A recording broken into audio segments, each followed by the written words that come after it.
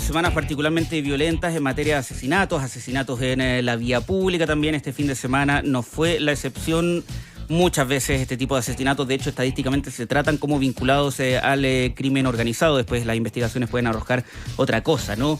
La experiencia internacional es importante para entender de qué forma se pueden implementar políticas públicas para empezar a disminuir cifras que son alarmantes e incluso más allá de las cifras, la percepción de inseguridad permanente de la ciudadanía. Queremos hablar de aquello con Daniel Johnson, director ejecutivo de Paz Ciudadana, a quien le agradecemos estar en línea con nosotros. Daniel, ¿cómo estás? Buenos días. Hola Daniel, ¿cómo estás?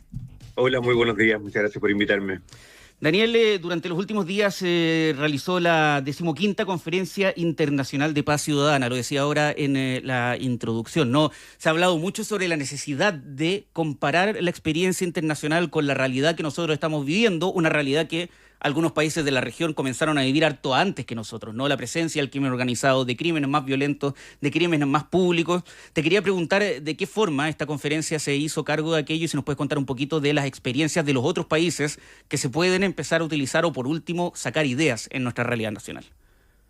Por supuesto. A ver, tuvimos ejemplos de distintos lugares. Hubo académicos internacionales de la Universidad de Cambridge, de Massachusetts, de italianos, de diversos lugares, que nos permitieron entender cómo están mirando la problemática del crimen organizado, pero en particular en Latinoamérica. Son todos investigadores que están mirando Latinoamérica, porque nosotros tendemos a pensar que toda la criminalidad organizada es muy similar y que nosotros vamos evolucionando hacia los mismos lugares en que evolucionaron otros países.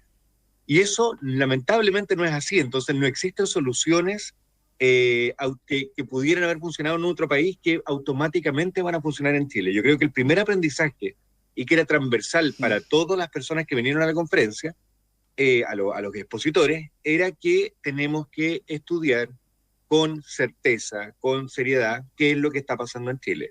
O sea, nosotros hemos usado ejemplos internacionales, por ejemplo, de la mafia italiana, claro, y tratando de instalar institucionalidad similar a la que se hizo cargo de ese tipo de problemas, pero la verdad es que la mafia italiana tiene un comportamiento que es bastante distinto a las organizaciones delictuales latinoamericanas. Y las que están operando en Chile son más similares, evidentemente, a Latinoamérica que a lo que ha pasado en Europa. Daniel, pero a esta Entonces, altura lo ya... primero es estudiarlo, sí, para poder abordarlo. A esta altura ya como que tenemos claro el diagnóstico, ¿no? Pienso yo. Lamentablemente no. Uno, y esto se ha instalado para nosotros muy dolorosamente, como una premisa. No basta de diagnóstico en el minuto de la acción, ya hemos sobrediagnosticado esto, y la verdad es que seriamente en Chile no tenemos ningún estudio. No sabemos qué tipo de organización criminal hay. Hay discusiones incluso si hay o no hay crimen organizado instalado en Chile. Hay gente que todavía lo niega, hay gente que dice que esto ya están todas las organizaciones internacionales. Sin ir más lejos, hace un año el subsecretario Monsalve decía que no había crimen organizado. Yo me acuerdo perfecto, septiembre de 2023. Entonces hay que analizarlo correctamente. O sea, nosotros conversamos permanentemente con carabineros, con la policía de investigaciones y con el Ministerio Público, y uno va teniendo información y ellos tienen a ver, evidentemente lo que tenemos muy claro es que las organizaciones nacionales que operaban en Chile siguen operando en ciertos territorios y son de unas características bien particulares, que son más bien traficantes de droga, que están instalados en ciertos barrios, que operan desde ahí, que son clanes familiares, que tienen unos sobrenombres que ya son conocidos, y eso sigue operando. Se han instalado unas nuevas organizaciones delictuales que son internacionales, que se han tomado otros territorios, como el centro de Santiago, por ejemplo, que eran territorios que estaban menos vinculados a chilenos, y ahí se instalan estas organizaciones delictuales internacionales que son las que están operando también en esos lugares. Pero ¿cuántos son? ¿Qué tipo de delitos son? ¿Cómo están lavando el dinero? ¿Cuál es ese tipo de información que se necesita para poder desarticularlas correctamente? ¿Cuáles son los roles de los jóvenes chilenos menores de edad que se están vinculando con estas organizaciones delictuales? ¿Cuidan realmente o cometen delitos también? ¿Quiénes son los que están cometiendo los homicidios? Todo este tipo de información que es fundamental para poder abordarlo no ha sido estudiado en Chile todavía, y tenemos que centrarnos en entenderlo para poder abordarlo. Eso es sumamente claro. Pero de todas maneras, esto no significa que no podamos hacer acciones hoy día. O sea, tenemos, como hay que entenderlo muy bien para poder desarticularlo definitivamente, tenemos que estudiarlo hoy día. Eso es lo primero, y no tenemos que darlo por obvio porque no está para nada cubierto. Después, hay acciones que se pueden tomar como unas mínimas que incluso la experiencia internacional las recomienda. Primero, hay que prevenir los consumos. Es un tema que en Chile se hace poco. Si es droga lo que se está traficando, ¿qué programas tenemos en Chile instalados suficientemente fuertes para evitar el consumo de drogas en Chile? Porque Chile, si bien es un país de paso también de drogas, cuando la droga pasa, no se genera la violencia en el país. La droga pasa a otro país, no hay competencia en eso. La competencia cuando se produce la violencia y los homicidios es por venta en el territorio, porque ahí es donde compiten en el fondo las organizaciones delictuales. Entonces, si hay competencia en el territorio y estamos teniendo homicidios vinculados al crimen organizado, es porque se está vendiendo en Chile. Y esa venta, esa persona que están consumiendo. Y los índices de consumo de jóvenes en Chile de drogas es bastante alto. De hecho, somos, entiendo, el segundo país de Latinoamérica con el nivel de consumo de drogas más alto en jóvenes. Entonces, la prevención del consumo es algo fundamental. Después, lo que se habla son las 4P. Primero, prevención. Segundo, persecución, y para perseguir teníamos que hacer lo que hablábamos primero, entender las organizaciones delictuales para poder desarticularlas, seguir la ruta del dinero, cosas que se conocen bastante bien. Lo tercero, yo creo que es donde estamos más débiles nosotros, es la tercera P, que es la protección. Y a quien hay que proteger a víctimas, tenemos que tener un sistema de protección de testigos. O sea, para poder tener mayor información, la única forma es que motivemos a las personas que tienen antecedentes a poder entregarlo. Si la persona que tiene antecedentes tiene temor de poder entregarlos, no los vamos a conocer nunca. Entonces, la protección, por ejemplo, sabemos que los homicidios, por ejemplo, están afectando a los chilenos, pero ahora tuvimos un aumento muy preocupante, llegó a ser el 20,4% en este informe de homicidios que salió hace algunos días. Aparece que el 20,4% de las personas que fueron asesinadas en el primer semestre de este año son extranjeros. Es el nivel más alto lejos en la historia medida. Entonces, si se están vinculando estas organizaciones y están cometiendo homicidios contra extranjeros, y muchas veces esos extranjeros son extranjeros que ingresaron ilegalmente al país y no se atreven a ir a denunciar las amenazas que tienen, la información, la verdad es que no contamos con esa información. Y por lo tanto pueden seguir profundizando estos problemas delictuales. Entonces, Daniel, proteger a víctimas, testigos, fiscales, jueces es fundamental también. Respecto a las cifras que hemos conocido durante los últimos días, a propósito de la mención que hacías tú, ¿no? Se generó una polémica política a propósito de este titular de que los homicidios disminuyeron un 9,4% en el primer semestre de 2024. Desde una bancada en específico de parlamentarios de oposición, de Renovación Nacional, acusaron que esto era hacer cherry picking, para comillas, distorsionar las cifras de homicidios en el país.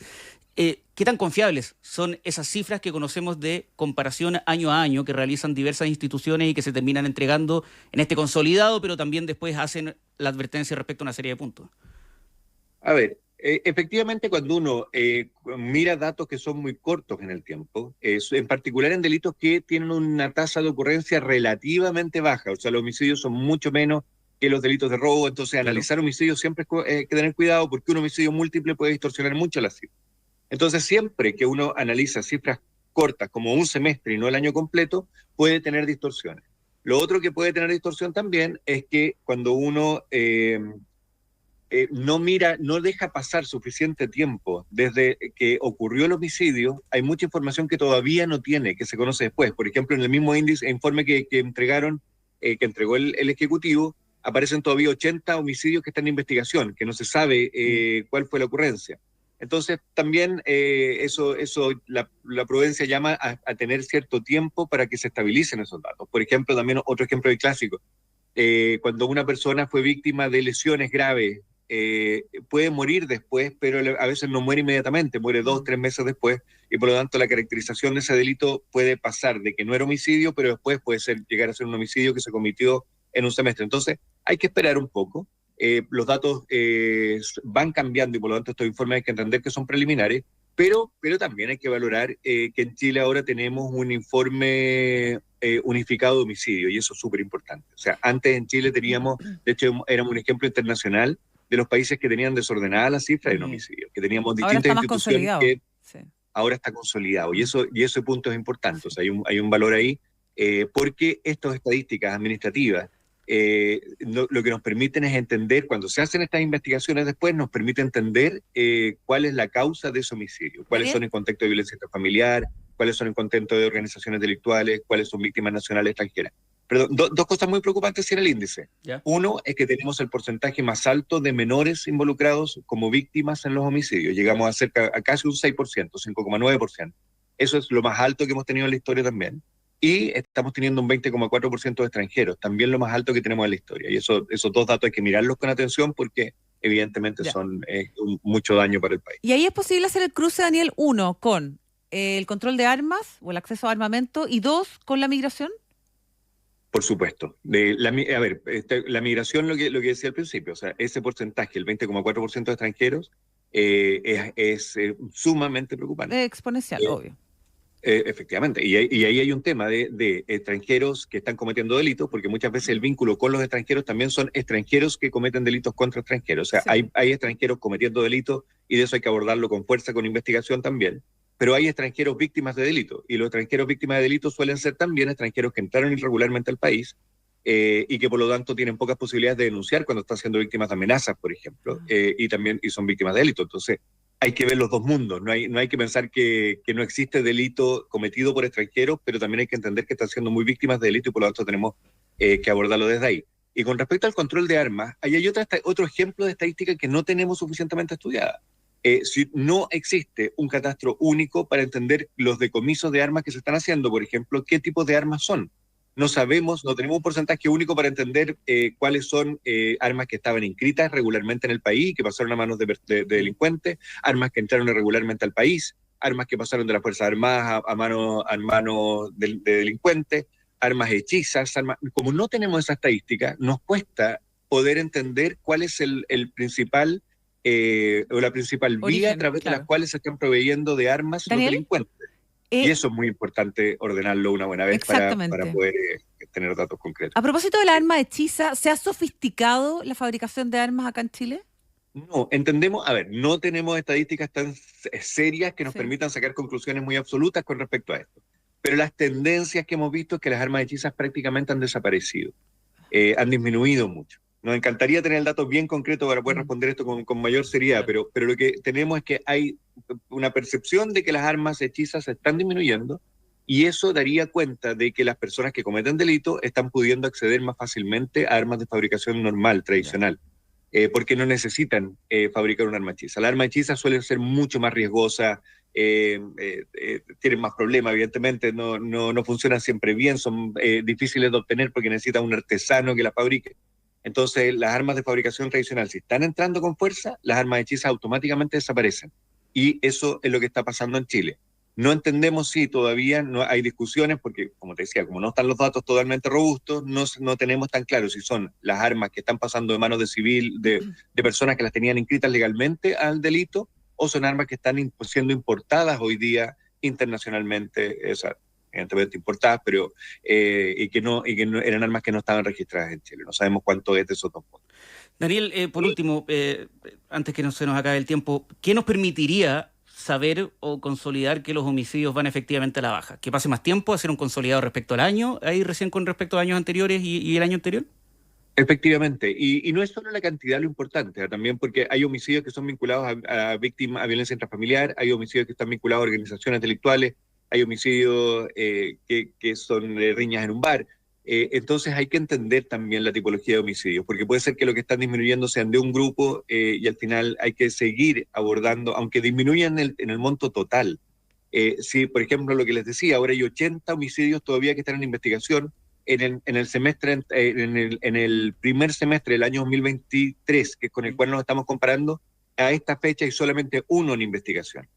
Entonces, podemos pensar que los homicidios producto de crimen organizado han bajado, pero puede ser que esos 80 que todavía no se sabe, en unas semanas más se transformen en homicidios con respecto al crimen organizado, y veamos que la estadística final es que los homicidios por crimen organizado están aumentando de manera preocupante en Chile.